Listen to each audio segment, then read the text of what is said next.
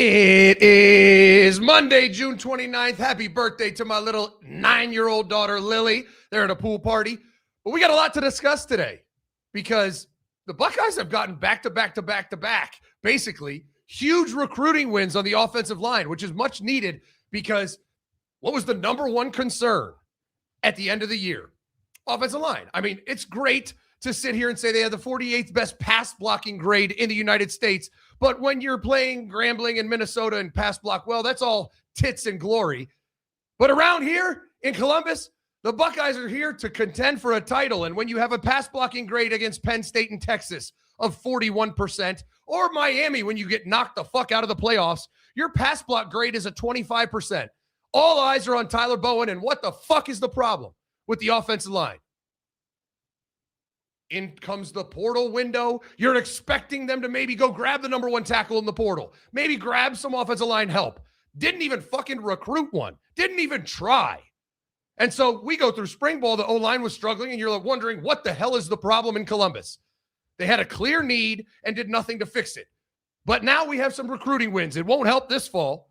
It probably won't help next fall because freshman linemen don't often play.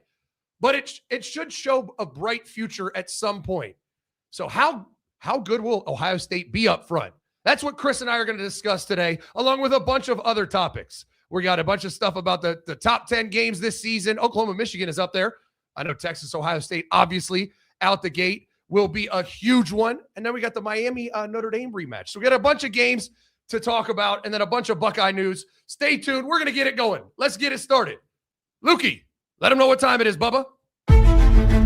I really want to start off by saying thank you for tuning in. Whether it's out of support, out of hate, out of interest, or out of entertainment, we appreciate you taking the time to see what this is all about. Here I am, a former college football coach that was in some historically monumental programs. I have no desire ever to get back into coaching. That gives me the greatest gift in the world, freedom to say anything.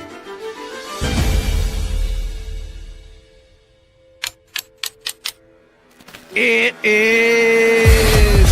They need to level up. I think we have some freaks in Menace Army. I'm okay with that. Go watch the fucking film. But I appreciate you for riding with us, Menace Army. Menace out. Menace Army! Let's get to the show! Let's get to the show. We're here. Honestly, Doug, let's just talk about the offensive line. I'm here for it. So Ohio State has been on a little bit of a recruiting tear. They landed the Caden Moss kid, who was the number one player in the state of Mississippi for offensive linemen. Some people have him as a tackle. Some people have him as a guard. He was crystal balled to go to Mississippi State up until the 11th hour, so we call that a moment ruiner. Ended up committing to Ohio State, which is a good win. And here we go. Like, some people are using this to be like, look, Justin Fry would never do this. Like, was never capable of like landing multiple offensive linemen, especially not from the South. Other people are like, well, yeah, this sounds good, but we also want to see some development from players. When you see that Caden Moss is committed to Ohio State, where does your head go initially? I mean, I think it's great that Tyler Bowen has now shown that he can go get a big-time prospect. Because as a coach, there's a couple different job descriptions you have, right? And that's a big one. Brian Hartline was great at it, right? Going out and getting a national elite prospect. That takes big boy britches. I mean, you have to go toe-to-toe with the top recruiters in college football. And NIL now being a part of it plays a huge factor, right? You have to fundraise. You have to convince your head coach and GM to give you the funds necessary to go get that player. And so it's great that we saw Tyler Bowen do that. But at most, that's half your job. The other half is, can you take a player like that, or maybe a player that's not quite as highly rated, and coach and develop them? I've always said the number one thing I care about is the product on the field. I don't give a shit. Tony Elford can't land a big running back. I don't give a shit. Does he have NFL running backs on Saturdays? If he does, A+ job, Coach Bowen. And thus far, 1 year, Tyler Bowen gets an F. And it's great that he's shown he can do this. Go get a big-time prospect. But I don't give a shit. I need the offensive line that plays in the scarlet and gray to look fucking great. I need where you go against Akeem Messidor and these and Ruben Bain, Messidor and Ruben Bain. It was those two that gutted Ohio State's offensive line like a pig. I need Julian Sayin to have time to throw the football because we're trying to win a championship. I don't give a shit if you got a 5-star tackle. I've seen 5-star tackles come in and they're not very good. I care about the 5 linemen that take the field in the horseshoe. And last year, against a decent team, they were awful. And people want to tout like PFF grades, and I talked about it in the intro. When every team that had a decent pass rush went against Ohio State, they were fucking terrible. I mean, I'm trying to find out who Indiana was probably the best pass rush, and they weren't really even a good pass rush team. So they were really good in the interior, and they did a lot to like generate pressures. But like the fact that like they were beating up on our tackles is a little bit wild because they didn't really beat up on anybody's tackles all year. No, I mean, and the one game that the offensive line played well against a competent opponent was against Michigan. I mean, they had an 83% pass block grade against Michigan. Everyone else, the whole bottom of the list, Indiana, 63%, Penn State, 41%, Texas, 41%, Miami, 25%. Like anybody with a pulse in the pass rush world was just fucking that line up. Mm-hmm. And so I think I don't want to piss on a parade. I think it's great news that Tyler Bowen has these 6 big-time recruits committed. But when do linemen usually play? Like year 3. Yeah. So they're definitely year 3. They're not going to be here for 26. They're not going to be here ready in 27 or 28 probably. So we're talking about help is coming in 2029. Yikes. Well, I guess here's the other side of it. If these guys are here and playing while he's coaching, that means something went right. Because there's no way he's going to keep his job if the offensive line stays at this level. No. And so, like, maybe the urgency's on the way, maybe help on the way is the wrong terminology. But real quick, is there one player on this offensive line, Zach, that is like a quote-unquote like litmus test? Like, if this player accomplishes this, okay, I'll be a believer. Because for me, I'm looking at Ian Moore, and I'm thinking, okay, like, look, like you are someone who got a little bit of time with Justin Fry, but you're going to have 2 years with Tyler Bowen. Mm-hmm. Are you going to improve? Because I know players on that team think you're really, really good. Other offensive linemen have called you, I guess they've called you a first rounder. If you look unplayable, then I'm scratching my head a little bit. I mean, I can talk myself and maybe that Tegra played way above his talent level and then he regressed. But for a guy like Ian Moore, 2 years with Bowen, like I hope it would think that he would be ready if he does end up playing tackle. There's been talk about maybe he won't even be a tackle this year. Who knows? Well, I think he needs to be a tackle. I mean, and we watched him. I think it was against Purdue, and I know Purdue's not a very good pass rush entity in and of itself, but he looked the part. He looked like a long tackle, and we have a kid in Austin Searveld right now that's a guard, and he's really good. I bet. Yeah, I think he's a guard too, but it's funky when your guard is your best tackle. What do you do? Because like Phil Daniels has like more upside than Austin Searveld, but Austin Searveld was just better during the year, right? Like not even really close. So without a doubt. If you need somebody to guard, I think it would be him and you tackle one out. And that's the only outside of just the fact that hopefully Tyler Bowen improves these players as a whole, right? Mm-hmm. You hope they get somewhat better with a full offseason of development. That should just happen, right? That should just be natural. Outside of that, I think that's the one fix that can really elevate this offensive line is Ian Moore needs to develop into an NFL tackle. We've heard the players talk about it. Like all the offensive linemen are like, oh yeah, in our room, we talk about one day he's going to be a first round tackle. It's like, well, when is one day? One day needs to be now. He's in year 3 now. Now is the time. I'm okay in year 2. He wasn't quite ready. You're telling me, okay, I buy that. I've seen that with a bunch of NFL tackles. I mean, but it's about time, year 3, for a real, true Paris Johnson left tackle to trot on the field for Ohio State. Then it frees up. Then you have Carson Hinsman at center, and then you have Luke Montgomery and Austin Searveld at guard. I'm feeling great. Phillip Daniels is kind of the pimple, but if he can get a little bit better, I've talked about it 100 times. Every national championship that I won as a coach, we had an average right tackle. You're fine. The other 4 just got to be legit. Who do you have more faith in tackle-wise this upcoming year, Searveld or Phillip Daniels? Searveld, I mean, he was better last year, so I think he'll be better this year if he remains at tackle, but I'm hopeful he doesn't. I hope he doesn't play tackle. Yeah, that's kind of fair. That's kind of where I'm at. It's also weird, like not winning here. If Ian Moore is the key to unlock everything, because if he is a really good player, now you can either put Austin Searveld at right tackle, and you can have a guy like Josh Padilla or Gabe Van Sickle inside. Like now you have a best 5 conversation about where you plug Austin Searveld in, because Austin Searveld is better than Phillip Daniels on the right side, and you have a guard that is competent. Maybe that's your best 5, but at least now you're having that conversation. Without Ian Moore developing, you have no choice. Right. Like him as a left tackle, I think gives a ton of flexibility. And him as a left tackle lets you actually play your best 5. If he's not a left tackle, you don't really get to play your best 5. You get to play like who fits where, I guess. Yeah. Because if he is a left tackle, then you can move Austin Searveld off that spot and just play your other really, really good 4. Yes. But this is the one thing, dude. Like if this like the number one thing is if this offensive line is good, this team wins a natty, even if Julian Sain doesn't develop. Like I don't think Julian Sain has to drop his nuts as much as we think he does if the offensive line gets there. Yeah, I agree. I mean, it's Julian Sain played well enough last year. And I mean, don't get me wrong. I'm always hypercritical of quarterbacks. Mm-hmm. There was so many things he could have done to give his team a better chance to beat Indiana or Miami. He could have used his feet some, taken off and gotten a couple scramble yards, at least extended plays in a scramble drill. Like there's certain things that I want to see from him, but he played well enough to win it all. Yeah. I mean, look, he was better than Carson Beck. That's what I keep going back to. Like him last year was better than any version of Carson Beck. Like Julian Sain could wake up on the worst Tuesday of his entire life and be a better quarterback than Carson Beck waking up on his very best day. Point blank period. And Carson Beck played in a natty. And why? Well, that offensive line, really, really, really good. I mean, literally like a top 5 pick and then another one that should have been a second rounder ended up being a third rounder. Like a really good offensive line trenches from Miami is what kind of made people think, oh my God, like, yeah, Carson Beck is horrible, but maybe we can still win with them. And honestly, like Carson Beck came back to throw the garbage interception at the end of the natty to kind of seal the deal. But I'm looking at Julian Sain, I'm like, look, if this offensive line takes a leap, you're good. Just be you. Be California cool. Be a surfer.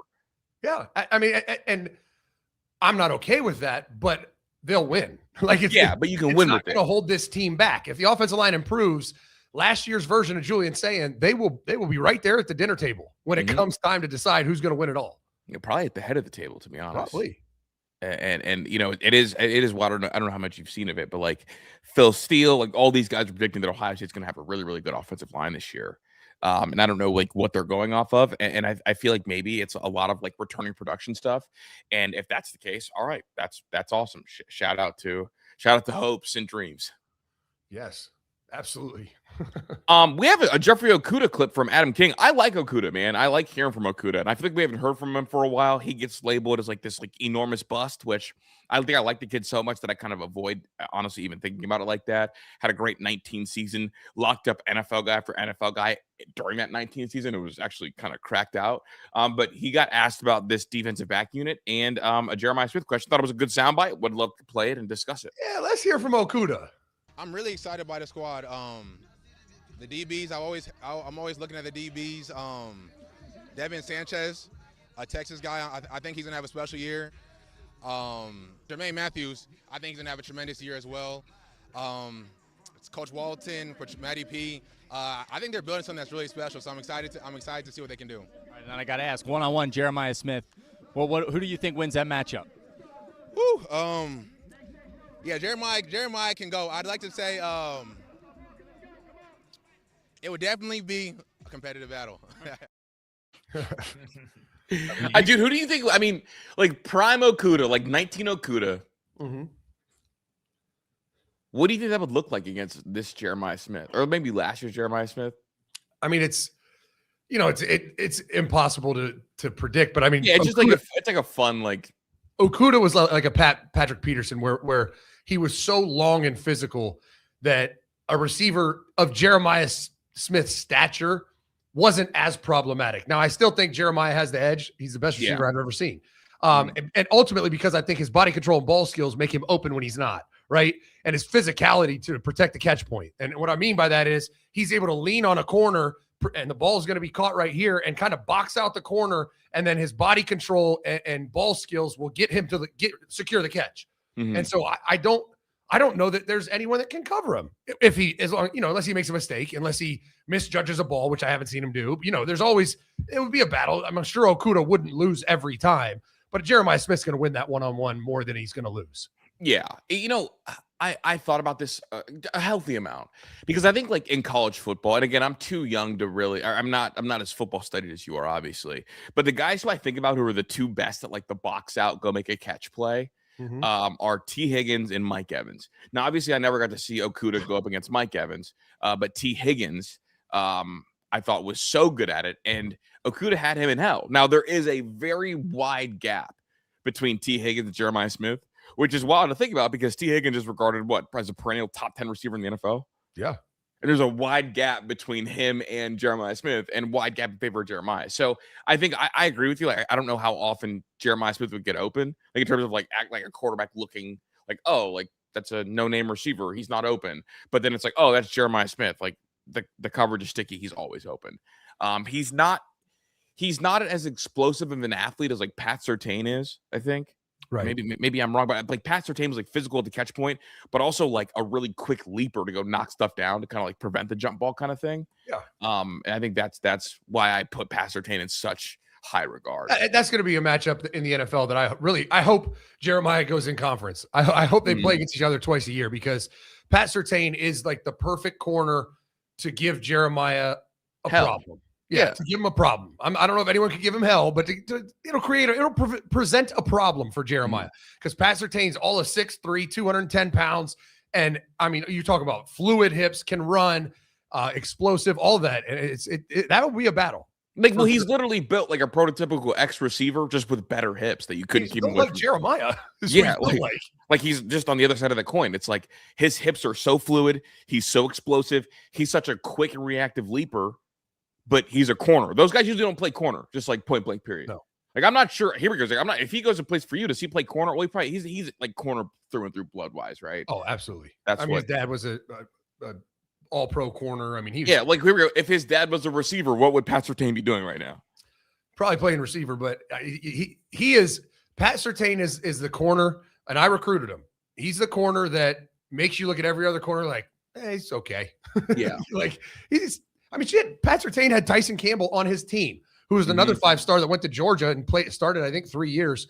And you looked at him and you're like, how now good he's in Cleveland, right? He plays for the Browns. Yeah. And you're looking at like, damn, how good do you think Tyson Campbell is? It's like, dude, he's really fucking good. Stop looking on the other side of the field. Yeah. Like, you look on the other side of the field and it's like, Tyson Campbell. I mean, he's decent. You're like, decent? He's a stud. You're just comparing him to a freak. Well, it's no different than Carnell Tate. People are like, how good is Carnell Tate, though? It's like, stop looking on the other side of the field and just watch him. He's ridiculously good. I mean, shit, we saw it with Jamar Chase and Justin Jefferson. Yeah. Justin Jefferson was doing shit that was not fucking normal. Like, not normal. Jamar Chase is out there winning the Blitnikoff, and you're like, yeah. How good is Justin? The NFL, I didn't think he was great. He fell out outside the top 20. Right. He was a late first-round pick, because when they cut on the film, they're like, ooh, look at Jamar. And you're like, no, watch the other one. Yeah, watch the other one. The other one is doing shit that also is not fucking normal. Right. So I mean, it took the NFL till this past draft to really like figure that out, because they did the same thing with Emeka, right? There's no reason why Emeka should have slid as far as he did, but it was the same deal as, he's playing alongside Jeremiah. Here's my only pushback on the Emeka thing. You never watched Emeka and felt like, he is like the best athlete on the field no matter what. Like, Emeka was like a real technically sound receiver, I think. And like a lot of times those guys naturally go down in the draft. Because like, here we go, like JSN, same deal, super technically sound, weren't sure about the like upper end athletic qualities. Justin Jefferson had above like high end athletic qualities, like had all that shit, and they were like, nah, we still don't really know. Crazy, but that's where playing with great players can be diminishing to an extent. It's like, but look at Jeremiah. Like, stop looking at him. But what about him? So shout out Jeremiah. Let's get a commercial break. I'm going to come back. I got a couple other topics that I want to hit. Joe Klatt gave his top 10 games that are going to shape the 2026 season. I'm excited to talk about it and go through it. And also, a little birdie may have dropped a hint. Not a little birdie. Klatt fucking hinted at it himself that the Indiana game is going to be a big noon kickoff. So, but we already knew that. I love it. Hey, while you're here, hit subscribe. We're at 3,921 subscribers, 79 away from 4,000. Help us get to 4,000 subs. Just hit that little subscribe button right now and help us reach our goal. Our YouTube deleted our entire channel. We have over 40,000 subs. And so we've started a new one. We're trying to build it back. Help us out and hit that subscribe button. We'll be right back after this. Are you sick of paying all these damn subscriptions just to watch a movie, just to watch a show, or God help us, just to watch a game? Get rid of them all. All you got to do is go to menacesports.com, go to our shop, because we got 2 different boxes, and you get everything for free. You can cancel Netflix, Paramount Plus. What the hell is a Peacock? Cancel it all. Bye-bye, Netflix. Once you buy the box, you get it all for free. Every show, every game, every movie ever made. We just watched Toy Story 5 on it this weekend. It's incredible. And we have two different versions. The P6 Mini is portable. It's small. It's easy to hide behind a TV. It hangs off the back of mine. You can't even see it. It's incredible. And if you are a traveler, it's so easy to travel with. I have one in my Escalade, and my kids can watch whatever they want. And the other one is the creme de la creme, the K3. It is the Cadillac Escalade of SUVs. It's got DVR capabilities. It is faster. It is truly incredible. Both get every game and every movie. So it's not like one gets something the other doesn't. The K3 is just a little more souped up. It's got more trinkets. Head over to menacesports.com right now. Go to our shop and order you a K3 or a P6 Mini. You won't regret it. There you go. Go get you one. We're back. Clack gave us the top 10 games they're going to shape the 2026 season. I'm going to give these a look and just kind of get your opinions. Now, obviously, these are way too early. Last year, Penn State would have been all over this shit. And guess what Penn State ended up doing? Being fucking dog water, and nobody gave a fuck. But I guess we can start in terms of like early in the season versus end of the season and just get like Zach Smith's maybe quick thoughts on each of these games. Starting with Oklahoma at Michigan. In theory, what should we learn from that week 2 game? Well, I think you can learn a lot about Oklahoma and John Mateer. I think Michigan's going to be a top 15 defense. They pretty much are every year. They're always loaded with really well coached, especially under Kyle Whittingham. Not to knock anything Sharon Moore was doing other than gooning, but the defense has always been legit. Even back to before Michigan ever beat Ohio State, outside of Dwayne Haskins' revenge tour year, that defense always was legit. And so Michigan's going to have a good defense. You'll learn a lot about John Mateer, and it'll also be kind of a moment to find out how much improvement has Bryce Underwood actually gone through. Yeah, how much is he actually improved? Because I don't know how good Oklahoma's going to be on defense. Traditionally, Brent Venables has a good defense, but it's no matter what, Bryce Underwood was very inconsistent regardless of what the defense did. Hitting receivers, being accurate. Never mind coverages and blitzes and picking them up and making plays, like just throwing the ball to a target. He was inconsistent. So we'll see how improved is he. And so I think that'll be a great week 2 eye opener. I don't think that game can tell you how good either team is, because the other one is also a question mark. Like if you go up against Texas or Oregon or Georgia, that's a benchmark for how good your team is. Right. Oklahoma and Michigan are 2 question marks. So I don't think you can come out of the game. That game reminds me of the USC LSU game. Whatever, last year or 2 years ago. Yeah, I popped out crazy after that shit. And we all made a mistake because LSU and USC were both question marks. And USC won the game, and we came out of it going, oh shit, Lincoln Riley finally put it all together. It's like, no, come to find out, they both weren't very good. Yeah. And that's what this game could be. They both could be really good. They both could be playoff teams, but we won't know that in week 2. So it's going to be hard to evaluate just how good the victorious team is, but you will be able to find out about John Mateer and Bryce Underwood. It's funny, not to rewind too far, but you brought up that Michigan's defense always has been good except for the revenge tour year. But the revenge tour year, when Dwayne Haskins came into town, they had the number 1 ranked defense in America. No question. That. Yeah, they were. Outside of that game, they were a great defense. They were great, and then Don Brown got sexed up. He made that defense look like that little blonde girl sitting on the couch. Dude, oh my God. Deadass ruin. I will say that effectively gave Don Brown the fast track to G5 or G6 or whatever, because it's not happening. What team out of those 2 do you think has more question marks? Do you think it's Oklahoma? Do you think it's Michigan? Because I think it's Michigan. I think Michigan's a bigger question mark than Oklahoma. I think it's Michigan for a number of reasons, a number of storylines here. Bryce Underwood's improvement, number 1 overall. They lost a lot on defense. I still think they're going to be a really solid defense, but you want to see those replacement, the newcomers and how well the defense gels. And then also Kyle Whittingham. Like, what is the Kyle Whittingham era in Ann Arbor look like? I think Michigan has a ton of question marks with a lot of like optimism. Like I think all those questions, I think most people think will be answered in positive fashion for Michigan fans. Another game that week, the bigger game that week 2, Texas versus Ohio State. There's a lot less question marks here. I think the question marks we've addressed at nauseum. Like obviously for Ohio State, it'll be the offensive line. Obviously for Texas, it's going to be how will this defense adapt and adjust, and also the smaller question marks. How much better did Julian Sayin get, and how much better did Arch Manning get, and then obviously the coordinator stuff. For me, I'm curious your thoughts. This is more of a okay. I'm going to see you now. knowing that I could also see you later. So let's see what's going on here. Yeah, I think this is a much bigger game for Steve Sarkisian in Texas than it is the Buckeyes. Because I think Ryan Day takes his team on the road, likely at night. I mean, in Austin, Texas, have to travel. All the reasons that if Ohio State loses early in the year, this game, they're kind of supposed to, right? I know Vegas will have Texas as a favorite. They do right now. So this is more if Ohio State beats Texas at home early in the year after what happened last year with Texas then losing to Florida, not making the playoffs after losing to Ohio State early. I think that's a huge program changer for Steve Sarkisian. Like, you just can't fucking do it, can you? Where Ryan Day, if he loses that game, no one's going to be like, Jesus, Ryan Day can't do it. Yeah. Well, it'll be like finally Sark snapped a streak against elite teams. Holy shit. Yeah, right. Because it was looking very James Franklin. Okay, I don't know how much this game, and I was shocked that Clad even mentioned this, but I don't know how much this game will actually shape college football next year. I think it's in a microwave, a great single movie, not a part of a trilogy, not a part of a universe.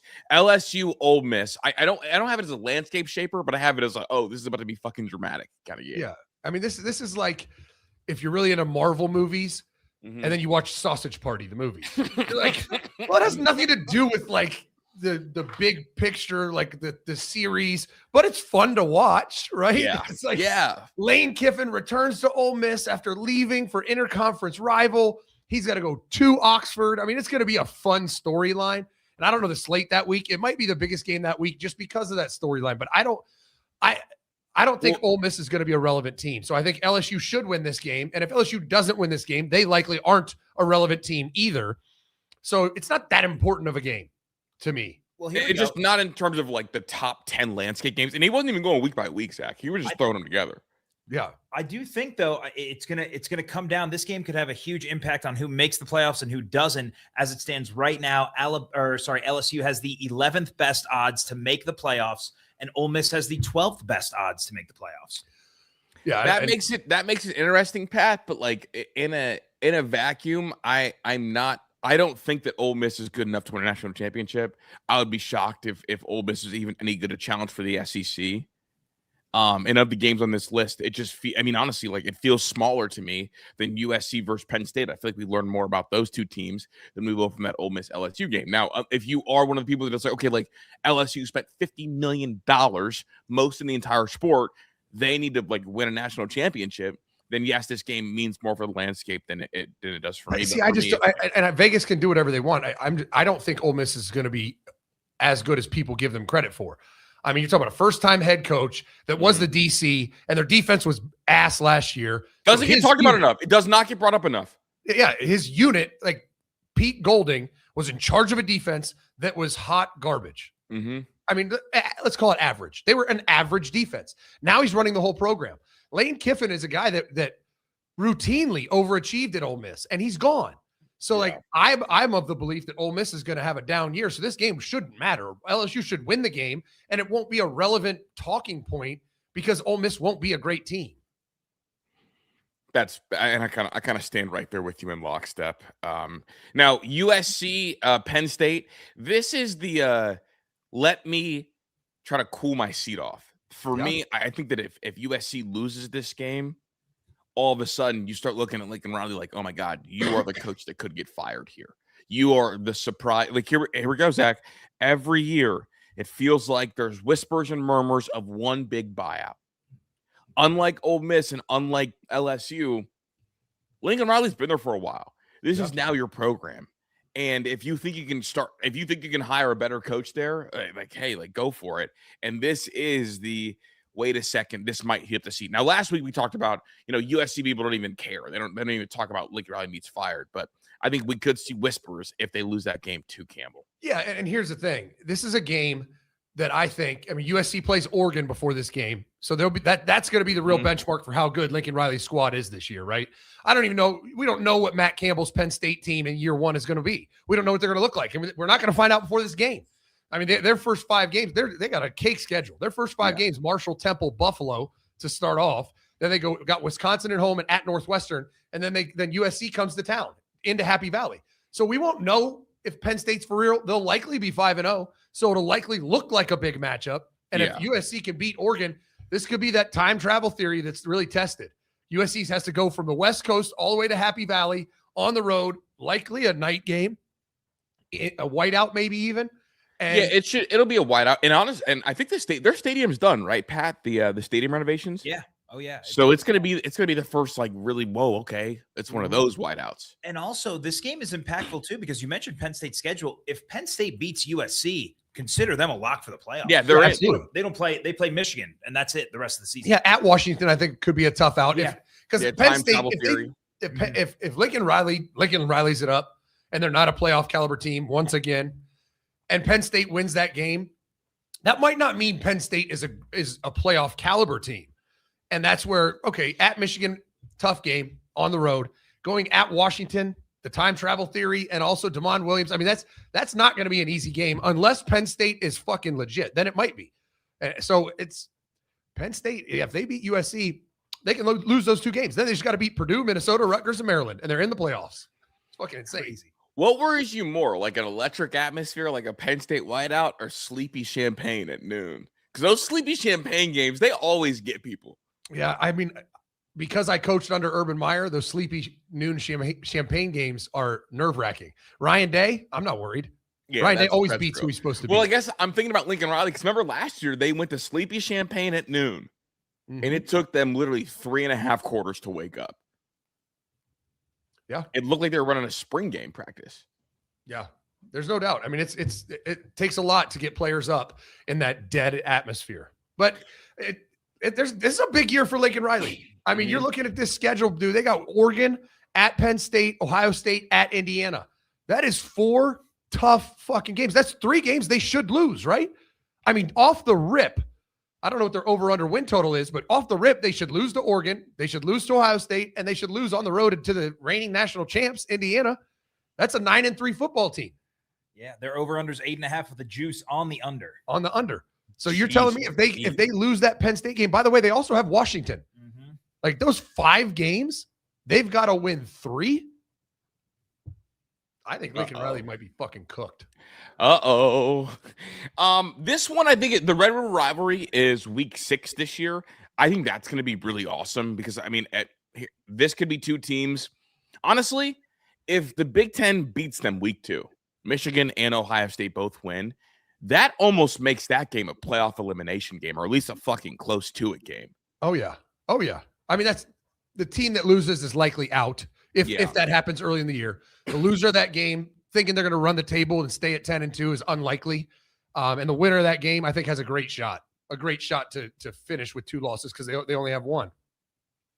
That should be fun. And obviously, like I don't know if you saw how ripped Mateer is now. That he's big though now, Zach. Dude, I'm not buying any of these photos. I did see that picture. I also saw a picture. It's hard to tell what's that. Dude, what's I like saw the AI. picture of the 2 Alabama quarterbacks, Austin Mack and Keelan Russell, and I'm like, hold up, dude. They look like fucking Jeremiah Smith.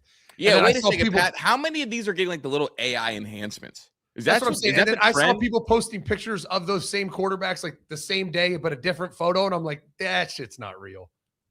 Is that what's happening? Is that the newest trend? I don't know. That's the problem with AI. I don't know what's real. I was talking to some friends over the weekend. Everyone's getting confused because I mean, it really is hard to distinguish what's real and fake now because there's that trend, and I feel like you guys might have seen it. Of like the girls at baseball games that are like super beautiful, and it looks like they're cutting to them after a commercial break or something. Yeah, like but that. it's just a little score bug. But again, it's all AI generated. Well, also Zach, that picture Caitlin Clark we put up was AI enhanced. Wait, what the one for shopping? Are you sure? Yeah, I'm positive. I refuse to believe it. Not my goat. They pushed up and gave her some cleavage. Yeah, not our George Floyd. That shit was actually fucking insane. If you have a sense of humor, that shit was hilarious. That happened to her.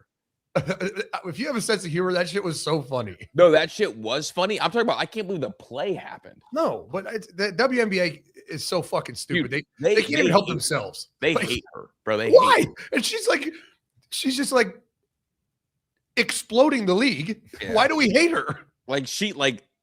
Exploding the league is crazy. She I think they left her off one of the big promos too. They did. Yeah. They had Angel Reese on it and not her. Angel Reese and Paige. Yeah. which is wild because, like, especially to include Paige, because I know some people are like will point to the fact that it's racism, right? Because the WNBA has been dominated. Now by they're black saying women. it's straightism. Straightism. Yeah. But Crazy. isn't Angel straight? I think so. She I don't is. know. You know, I love a good lesbian. I hope they all are lesbians. Well, that's one of the things we get on the side. Is like you know, they date each other, and so like there'll be some real hard personal fouls during the game. Hell Because yeah. Hey, some rock so paper. and so scissored so and so's ex or Yeah, something. there was some rock paper scissors. Can't, and they all go to the clubs together afterwards. Anyway, back to college football. What other ones that I think are meaningful? Oh, obviously, like Georgia, Alabama. We know that one's going to be a fucking huge one. Indiana, Ohio State, also a fucking huge one. Late in the year this time, it has not gotten talked about enough. Notre Dame, Miami. That one late in the year is also and that's the only test Notre Dame has all year. This is in the middle of the ACC season for Miami, who has never won the ACC, crazy enough. Right. That is going to be that's absolutely the biggest game that week. It's going to be a huge game. I mean, and I think both teams are likely playoff teams. I mean, you look at Miami's schedule. My God, if they can beat Clemson on the road, they got Notre Dame, and that's it. I mean, Pitt won't be easy, but it's at home. They dodge our guy West Dakota Heisman and Louisville. And do they dodge Tech this year? Oh yeah, they dodged Georgia Tech because that's who Mario can't beat. That's like the weird boogeyman. Right. But I mean, unless you think James Franklin's going to have Virginia Tech cooking in year one, I do not. I do not. I don't know who Miami's losing to on that schedule. Here we go, Zach. Is this going to be the first litmus test of the regular season doesn't matter anymore? Because both these teams could likely make the playoffs, win or loss in this game. Oh, yeah. And it'll be so late in the year. It'll be so late in the year. Yeah. That you could be looking at two undefeated teams, and it's like, Now, I do think the history there is going to stop that from being kind of a let me hold my cards type game. But this is the game that I will bring up when it is eventually hard fought. And I'll be like, you guys, like if the regular season meant nothing and people could sit guys, that would have been the game to sit guys. November. I mean, obviously conference, like that would be the game. Now it won't happen, but that's the game I will use as the defense of the regular season. And but on the other side of that, if you really want to win a national championship and you're Notre Dame, this is your only test. I mean, their schedule is hot garbage. You talk about the easiest schedule on a playoff caliber team. I mean, they start off with Wisconsin, then they get Rice, Michigan State, at Purdue, at North Carolina, Stanford, at BYU, Navy. I mean, have I named a decent team yet? You haven't even named a ranked team. Then they get Miami, going to be a tough test, and they finish the year with Boston College, SMU, and at Syracuse. Like, this is the only team with a pulse. And if I'm of the opinion that if you're going to win a championship, you better have had reps against championship caliber teams. Like, this is the only chance that CJ Carr is going to have to go perform against a playoff team. Like, they better not sit their players, or else they're going to wake up in the playoffs like, oh shit, this is different. I've never seen this before. And here we go. I guess like worldview though wise, they're going to make the playoffs even if they lose that game, right? No doubt. Yeah, absolutely. They are, but here we go. If they win that game, if they win in convincing fashion, they finish the year 12-0. Are they going to get a bye? Yeah. As a top 4 seed. Yeah. That means they're not playing a conference championship game and they're not playing that first round. They'll get a bye. It'll be a long layoff, but they'll get a long bye. layoff. Yeah, it is. It really is. And I mean, Miami's got a couple games that could get hairy. That's definitely a tougher schedule than Miami or than Notre Dame, but it's not. I mean, I think they likely are both playoff teams. Who's got an easier schedule, Notre Dame or Texas Tech? It's tough. Got to be Notre Dame, right? Yeah, it's got to be Notre Dame. You guys say that. Wait till you read this shit. So Texas Tech schedule. Oh God. Yeah. There's not even a Miami on here. I mean, Abilene Christian, Oregon State, Houston, Sam Houston, Colorado. They play Houston and then Sam Houston. Yeah. Colorado, Arizona State, Cincinnati, Arizona, West Virginia, Oklahoma State, Baylor, TCU. That's a Texas Tech has the easiest schedule in I college guess football. the one thing is that we don't know like year in and year out who's going to be good in the Big 12, right? I agree, but we also know that nobody in the Big 12 is going to be as good as Miami. Yeah.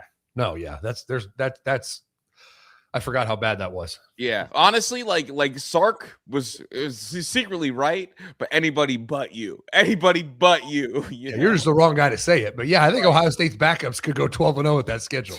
Legit. Right For real. messenger. Wait, right message, wrong messenger. Yeah. I mean, if you just look at ticket values, I mean, like I'm looking at Notre Dame's schedule. Just I had it pulled up. There's 1, 2, 3, 4, 5 games under $100 is the tickets as low price tickets, but most of them are like 130, 420 for the Miami game, 384 for the BYU game, over $200 for North Carolina. You go to Texas Tech, they have 3, 7, 8, 9 games with tickets under $100. You can go watch them for $40. Play Abilene Christian. Yeah, actually, Jeez, BYU is this, I believe, the second favorite to win the Big 12 right now, too. Yeah, how about that? Notre Dame plays the second best team in the but Big not 12, Texas but not Tech. Texas Tech, who's in their conference. That's wild. That shit is nuts, man. Honestly, like, yeah, Sark was right. The whole time Sark was right, but wrong messenger. Crazy. All right, let's get to a commercial. Before we do, we're trying to hit our goal, 4,000 subs. Trying to get it done this week. Help us out. Click that little subscribe button right now. And while you're there, like the video. We're talking college football out the gate. We don't usually do that. What do you think, Menace Army? Like the video and hit subscribe. We appreciate you. We'll be right back after this. All right, Menace Army, I've been talking about them, and it's time for you to dive in. The peptide journey is legit. People are afraid of peptides, I think, because they're injectables. You have to mix them, and then you have to use a syringe and needle and inject yourself. But I'm telling you, it's like a diabetes needle. It is the thinnest needle. I don't even feel them. You can't feel them. They don't hurt. It's so easy to do. And once you get past that, they're a game changer. I'm on retatrutide, which is the best weight loss. It's triple agonist. It's better than tirzepatide, any of those. Reta is the GOAT. I'm talking weight will fall off your body. Or if you're like me and don't really have much weight to lose, you can eat whatever you want, and you're not going to put on a pound. It's truly incredible. Shout out the clopeptide. That's great for anti-aging, skin, and then it has BPC 157, which is it's a recovery peptide. So if you're working out, you won't get as sore. If you have any ailments, maybe your hip hurts, shoulder hurts, it'll wipe it away. It's truly incredible. And right now, we're running a 4th of July sale, and I'm going to start it early. For the first week of July, 25% off all peptides with promo code MERICA, MERICA. Head over to menacetofitness.co, C-O, and pick up your peptides now with the 25% off coupon. It's a one-time only. I've never done this before. I'll probably never do it again. It's a one-time only celebrating America. So go get your peptides at Menace to Fitness, the number 2, fitness.co. And I forgot to make that live, so I'm going to do that right now. But that will be live today. I'm going to launch it early. 25% off all your peptide needs with promo code MERICA. Merica. Do you have to spell it right? Like MERICA. Yeah. If you don't spell it right, you don't get the discount. Well, I'm just doing the radio disclaimers. You know how it goes. Yes. What other games on this list did we hit? Oh, Texas versus Texas A&M. I don't think A&M is going to be very good. Yeah, I don't know what they're going to be. I mean, Marcel Reed is so electric that He's fun. If he can tighten it up as a passer, he's the type of kid I no shit, Chris. I think Marcel Reed could either be his inconsistencies could be the reason they don't make the playoffs, but he also could win a Heisman. I think that's his floor and ceiling. You know what I mean? Like, it's a huge question mark that I'm not ready to just say they're not going to be very good because he could be fucking Lamar Jackson. He could be Trinidad Chambliss or he could be fucking Noah Fafita. It's up to him. Right. It's all up to him. And then the last one is Ohio State, Michigan. Don't even previewing that game at this point because we don't fucking know. No idea. But I think it's likely going to be 2 playoff contenders. I think that could be for either team. With Ohio State's schedule as tough as it is, I mean, worst case scenario, that could be an elimination game. I mean, I can see both teams having 2 losses going into that game, and winner goes to the playoffs, loser goes home. Yeah, I mean, honestly, because Ohio State's schedule is so tough, that is going to be a huge, huge game. But I don't like. I mean, I think it shaped. I don't know. It'll only shape the landscape. I think if both teams are good, because if Michigan's not very good, it shapes the landscape a little bit less. Yeah. And if Ohio State's really good, it doesn't shape it at all because we fucking lost a game a couple years ago, or they lost a game a couple years ago, and still were able to get it done. Yeah. Moving ahead a little bit, dude. I got caught up in over this weekend. What?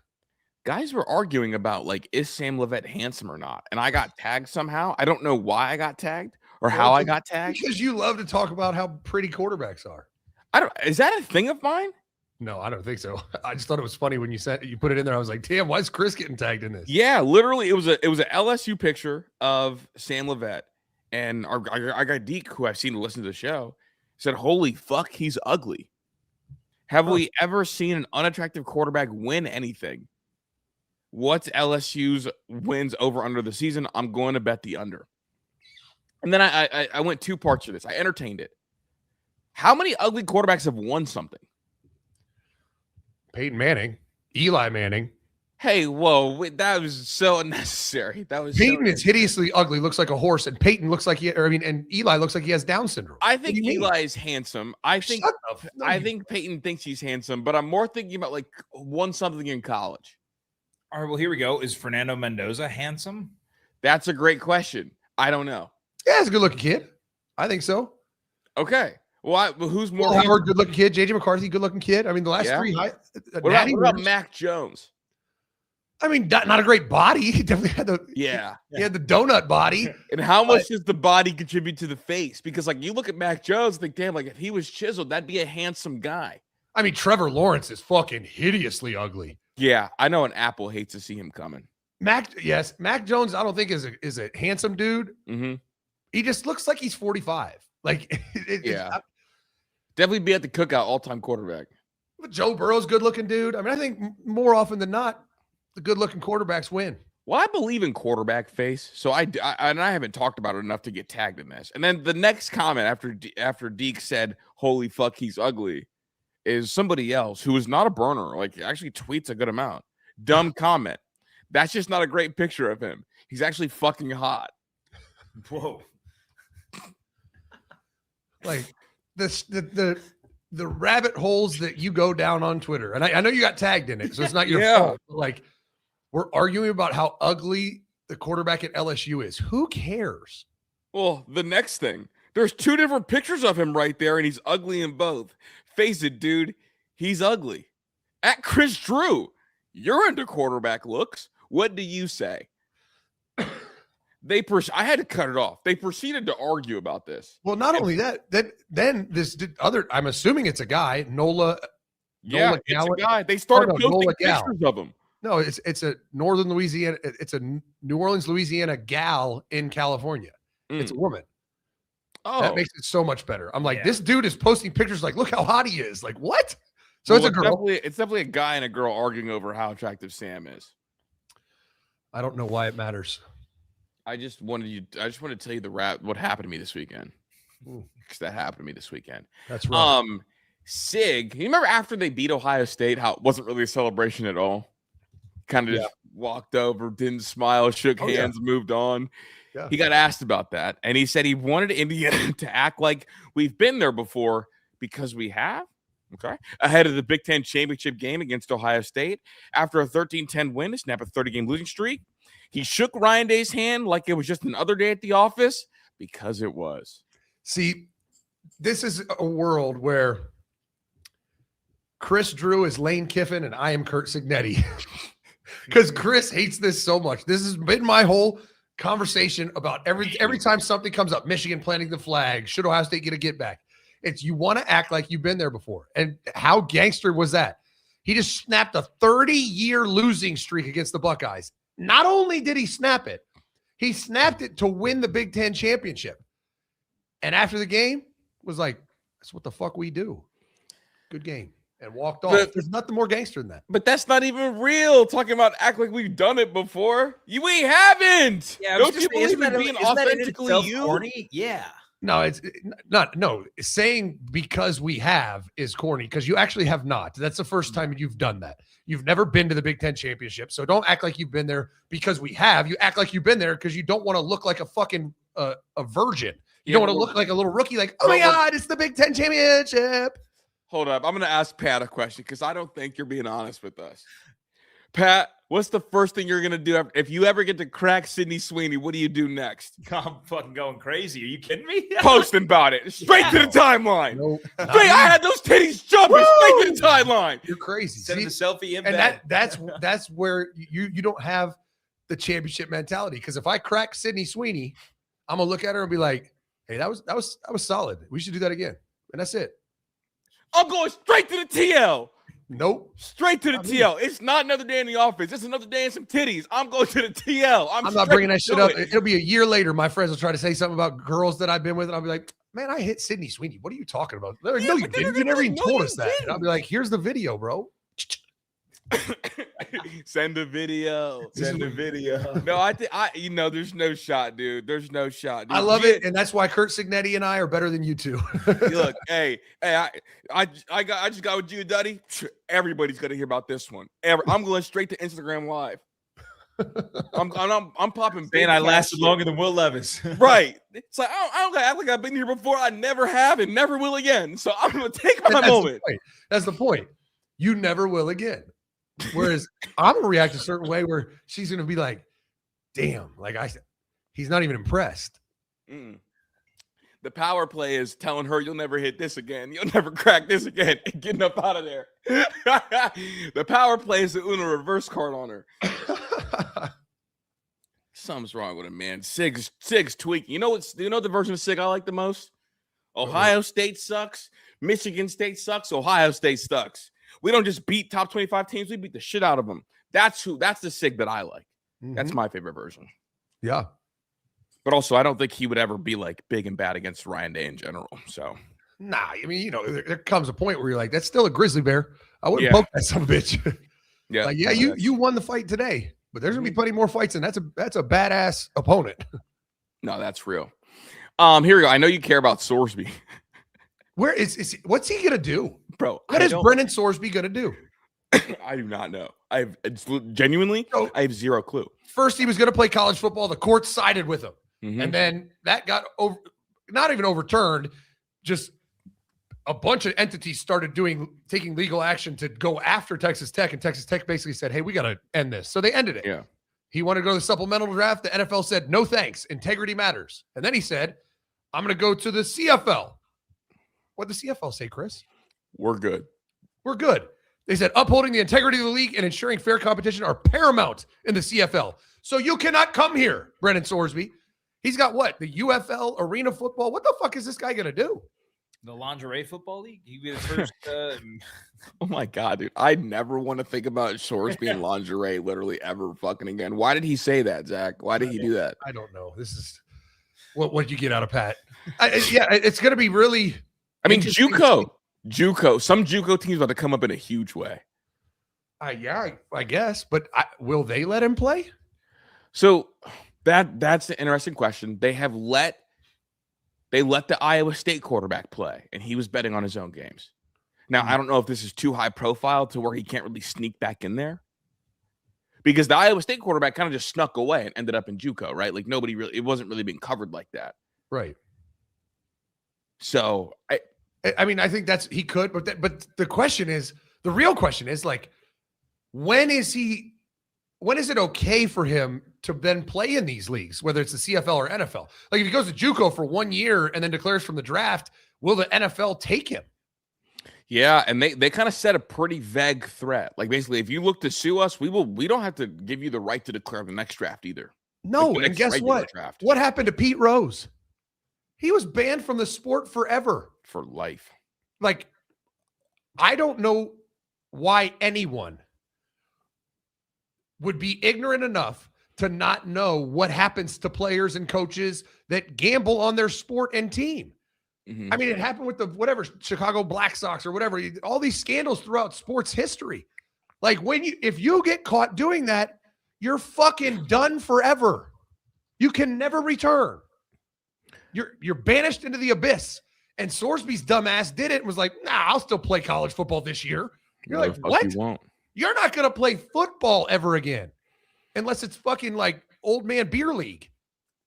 Dude, like, I was talking to Ron about this. I'm fully convinced that the NFL told ESPN to start talking about him like a first rounder so we can set him up as the ultimate example. Because remember, after it was like, oh yeah, he might have to go to the supplemental. What'd you start hearing everybody say for the first time? No one's ever said it. Oh, Sorsby's a first round talent. Guess what? If he was a first round talent, he would have went from Cincy to the league in this draft class. Point blank, period. No question. I'm convinced the NFL had ESPN push that as a example that, look, even if you're a first round quarterback, our most valuable position If you are gambling, you will not touch these fields, my boy. Because I feel like there's no other explanation as to why he's being talked about as a first rounder other than that. Right? Me and you. I think that people thought he could become a first rounder at Texas Tech. Mm-hmm. I don't think anyone thought he was a first rounder like coming out of Cincinnati. But dude, if you listen for the week, like 4 different guys at ESPN all called him a first round talent today, which is absurd. And I think to myself, that is only to help the NFL make an example. Because what do casual ESPN listeners, or what are they going to go do? They're going to go parrot, oh my God, he's a first rounder, and he didn't get to go to the NFL draft, even though he was never a first rounder. It's just for clickbait. Mm-hmm. Well, it helps send a message. Well, you can never be proven wrong, right? Mm-hmm. Because even if somebody only gives him a second in the supplemental, it doesn't mean he wouldn't have been a first rounder. Like right. He will never go in the NFL draft, so you can't be wrong saying that. Well, and like it's the example. It's like, look, they wouldn't even let this first round level player go to the draft because he gambled, and I think that's the example. So yeah, so Sorsby's been denied by the NFL and the CFL in addition to the NCAA, but the UFL has come out and said the UFL is a league of opportunity. Of course they are. Hey, this is just marketing. This is like when Tebow got signed a pro baseball contract. It's like, is he good enough? We don't care. Come on down. We'll have all the fans. It feels very minor leaguey. It's like unserious organizations that do that. You know what team signed Tim Tebow? No. Go ahead and tell him, Pat. You know, right? Mets. The Mets. Yeah, the Mets, right. The unserious ass Mets. Look, the Yankees, they had a president throw out a first pitch. The Mets had Hawk Tua throw out a first pitch. Did they really? Yes. Oh, you don't remember that? It was on Family Fun Day, too. Yeah, Family Fun Day. They had Hawk Tua. Unserious organization. The Mets on Family Fun Day had a girl who's famous for saying she would spit on a dick during a blowjob. Mm-hmm. Yep. Throw out a first pitch. That is insane. I'm just saying, like, unserious organization, like fucking clown show. Who's next? Sharon Moore, Mel Tucker? I mean, you might see them there together. All right, I asked Pat this. Pat said absolutely the fuck not. But Chaz Coleman is done at Tennessee. They have medically disqualified him. In theory, I believe he can go somewhere else now because he's been medically disqualified by his team. If you're Ohio State, would you take a flyer on him? I mean, I would have to do a lot of research. I mean, I've after talking about it, the initial story, a bunch of people have reached out to me who have suffered from vertigo, which is the rumored thing that he has going on. And they're like, it is brutal. You can't even stand up. Like you're all constantly off balance, like falling over. If there's a serious medical issue there that he can recover from for cheap, I might, but I would have to know all the deets. I would have to know all the details because it's being painted as a couple different pictures, and I don't know what's real. If it is truly the kid is just a train wreck, then fuck no, I'm not taking a flyer on him. If he's just like, oh, I'm homesick, this, that, vertigo, he's got a new problem every other day, and he just doesn't come to practice, no, I'm not even considering taking him. But I will spend the resources to do the research and find out what's actually going on. I told Pat I'm bringing him because I believe in how strong the Ohio State culture is, and it's like a lottery ticket, dude. If you get him with Mick for a year and you solve the homesick issue and he beats the vertigo, if those are the two main issues, and all of a sudden he gains the weight back and he's ready for 2027, 2028, because we don't need him this year. No, we don't need him this year. And it's also not like, oh, we don't need, like, we wouldn't need him to be an all-everything player immediately. But if you can get like a fucking 9-sack guy in 2 years, I would absolutely do it because I don't think the Ohio State culture is weak enough to fracture with one player. And then also, like, if he's not doing the right things, sayonara, get the fuck out of here. Yeah, easy to cut ties. So that's my stance on him. But Pat was like, fuck no. Yeah, I mean, I don't think it's going to hurt Ohio State. Yeah, if I knew I was going to bang Sydney Sweeney in 2 years, I'm definitely taking her out on a date. What did he say? I'm just saying you laid out if everything goes correctly, yeah, I'm going to take it. No, I'm saying, like, if you bring him in, those are the problems you have to solve. I don't think that it's like a culture locker room distraction, those things.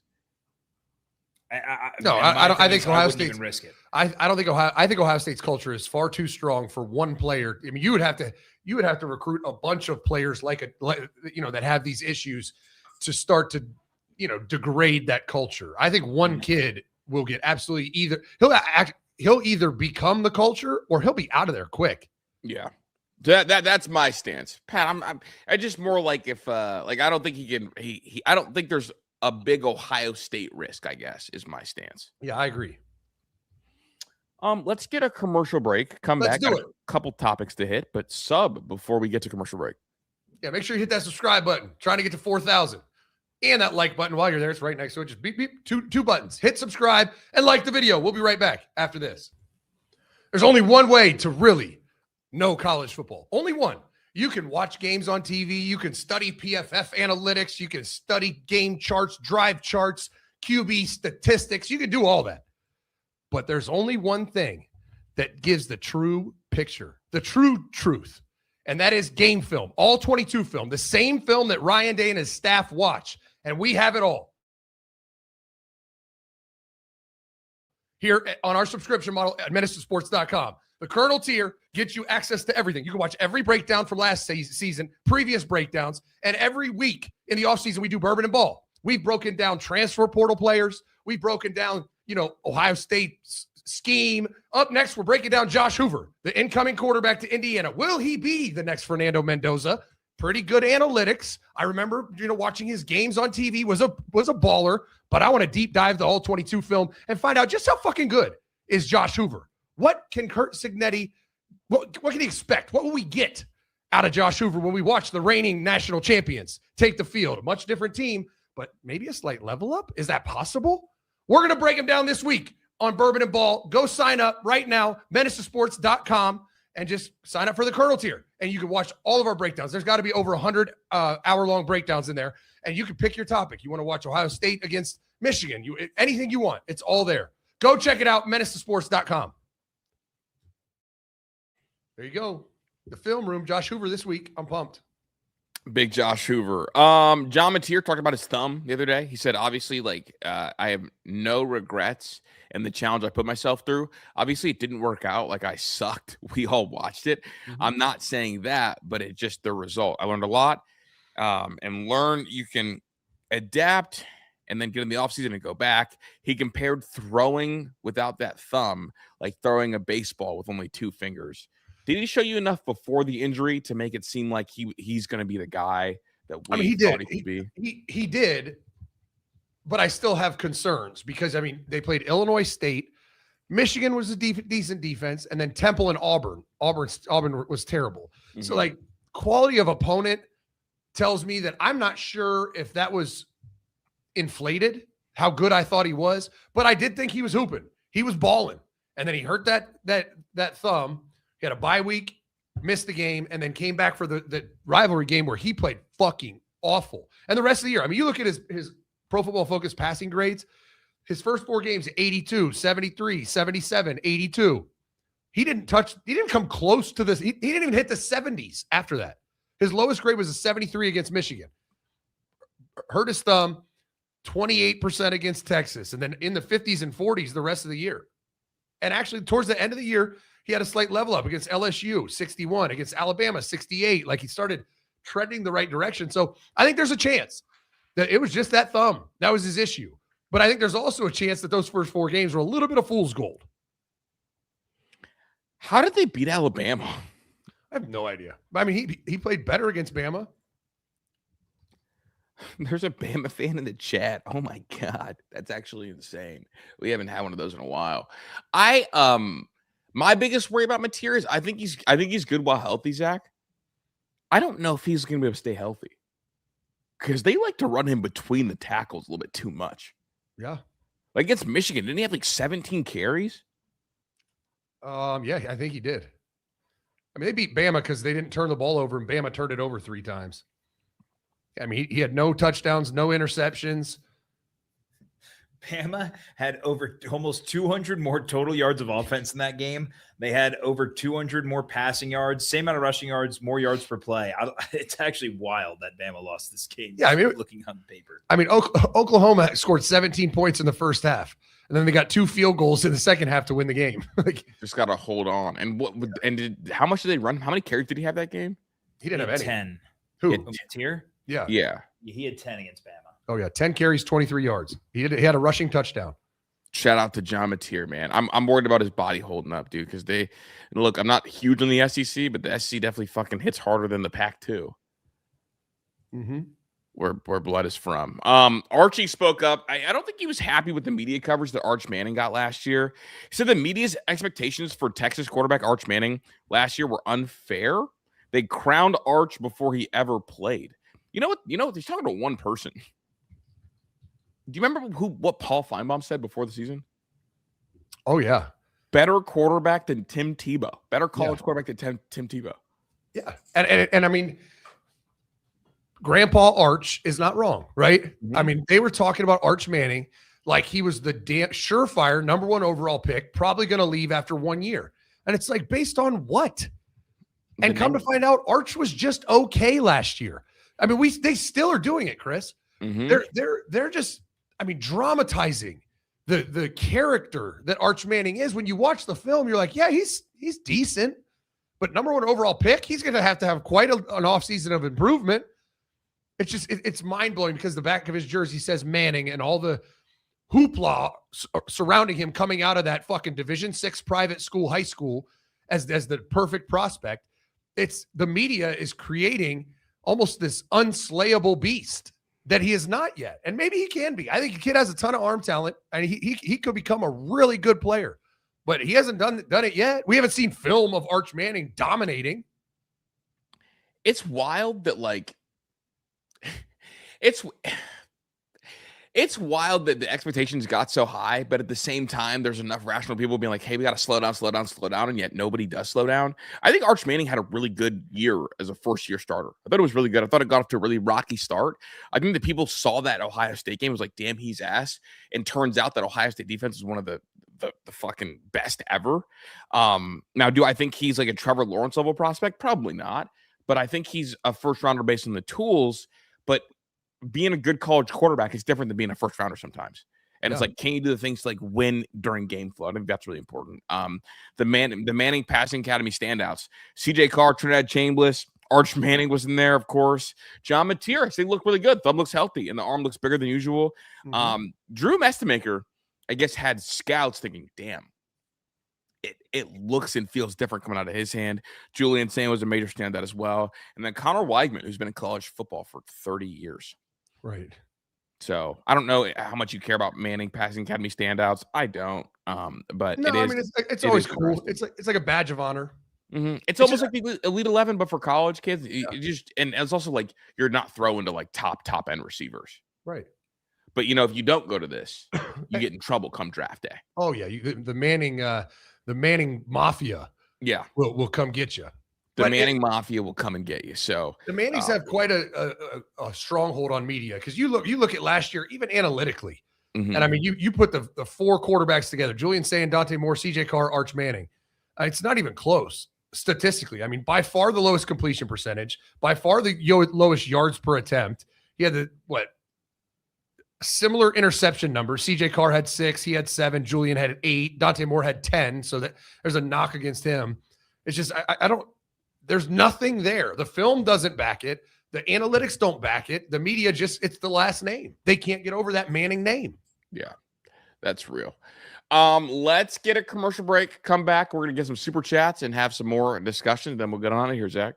Sounds like a plan. We'll be right back after this.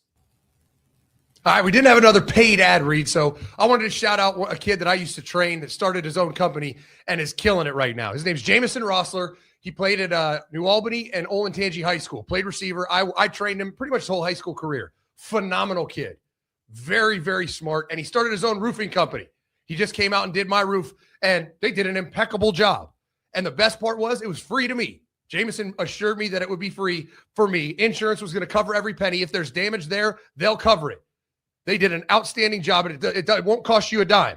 and it's a free inspection. They'll go up there, inspect the roof. If there's no damage, no new roof. If there is damage, free to you. Insurance will replace your roof, and there's no one better to do it than my guy, Jameson Rossler. Call Jameson at Rossler Roofing at 614-314-5521, or go check him out on Instagram. They got a bunch of cool reels, drone footage. He's killing it. It's at Rossler Roofing, Rossler Roofing, Roofing. Go check him out. That's my guy, Jameson. Oh, look what Chris has there. What is that? Oh, so we use AI here, and I was using AI to help improve the show, and I open up our company AI, and I see this image that our AI created. Look at that. Happy birthday, Rachel! A joint golf lesson just for us. Learn together, improve together, make memories, and have fun. Love, Pat. And I'm like, wait, who the hell is Rachel? And then this hits the timeline. There's Pat and a little female. So I felt like, Chris, because we're very open show, we should get a life update from Pat. Okay, so I wasn't privy to the story. I didn't know who. So you made that on the company AI thing, Pat. I honestly was fooling around last week. I forgot that it's the company AI. I was not against company policy or anything. Yeah. I was just like, I opened our AI. I was like, well, who the fuck is Rachel? And who we're getting a golf lesson? I want you to know, Pat, that when you do stuff like that, me and Zach get blown up. Dude, so many people sent me the picture of Pat and a girl. Which is okay. Like, do your thing. Wait, what do you mean? People were fans of the show DM us the picture like dozens of times. They're like, yo, who's this chick Pat got? Who's the girl with Pat? I'm like, I don't fucking know. And then I open AI and I'm like, well, it's Rachel, obviously. So I guess like life update wise, is that a hard launch? What are the hard launch versus soft launch? I don't know what the launches are. Well, is it a launch of some kind? You don't have to give a life update if you don't want to. What do you mean? That was the life update, right? It was her birthday. And you took a golf lesson. Exactly. There it is. Oh, that's so funny. Z, thanks for 2. He did not think it was funny. Hey, look, Zach had this operation in play. I was like, I don't know. I didn't realize where the image came from. Somebody DM'd it to me. I didn't even see it. What, the Instagram? Oh, that was on my story. No, I mean like the AI image. I didn't realize where that came from.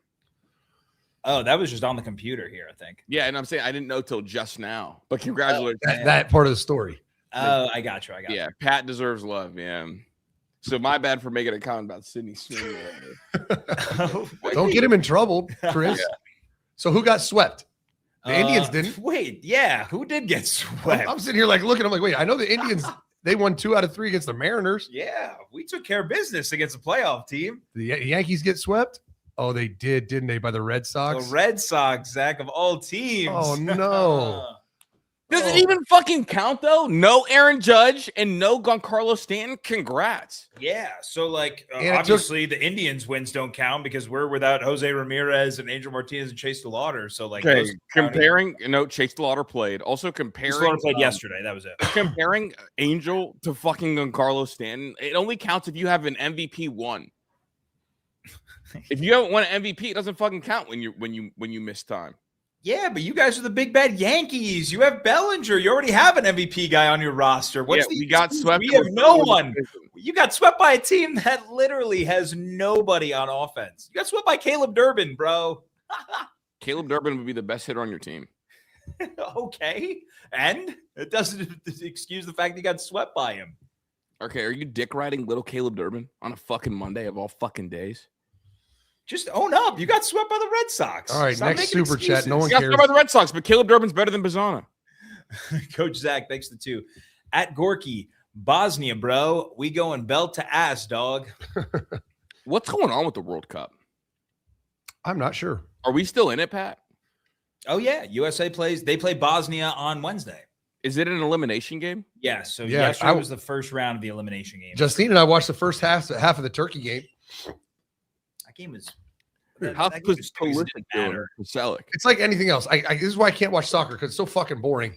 Like we turned it on a couple minutes late. We already missed the first fucking goal. Then we're sitting there watching for like an hour. I get up to take a piss. The second goal goes in, and I'm like, "What the fuck?" There was 3 goals scored, and I missed all 3. Yeah, It's like this sport is stupid.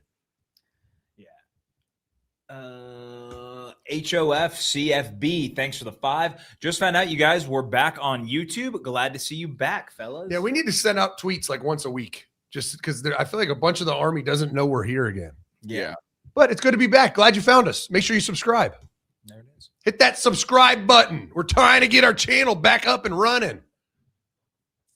Chewy, thanks for the 5. Fakatua commits today at 3 p.m. If LJ can secure this kid and Carlos May, this will be a special D-line class. And that's what you need. You got to be good up front. Trenches. Burke, thanks for the 10. Need some recruiting help for my son, Quantranon Burks II. Inside linebacker, Vero Beach plays DB and DL2. 6 foot 215, 3.9 GPA each year. Senior starter, Miami camp and UCF camp standout. High IQ, plays nose for the ball. I love it. Go to camps. You're doing it. Go to camps. They'll notice you, and if they think you're good enough to play at their level, they'll get your first 3 games highlights and see how he looks as a senior, because he said he's going to be a senior, right? Yeah, going to be a senior. Yeah, that's it. I mean, you're a little behind the class, but there's nothing wrong with that. Just go ball out. That's it. And if you can hit some more camps this summer, I know a lot of people have like a July camps at times. Go hit a couple more camps, and then everything is about those first 3 games. Go fucking make a crazy impact.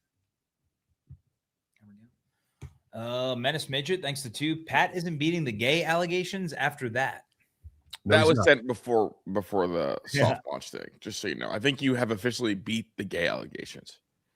Yeah, I mean, I didn't even know there were gay allegations. Oh, hell yeah. Yes, There's you so did. many. You know, me and you both get them all the time. Yes, you knew that they were there. I had no idea. Yeah, but Pat earns them. Yeah, Pat, you talk about hot, like your bit is drinking hot nut shots. Yeah, Right. That's about the straightest thing that anyone can do. Oh, stop it. See, but it's Alec. You got to explain that though. What do you mean? I ain't got to explain nothing.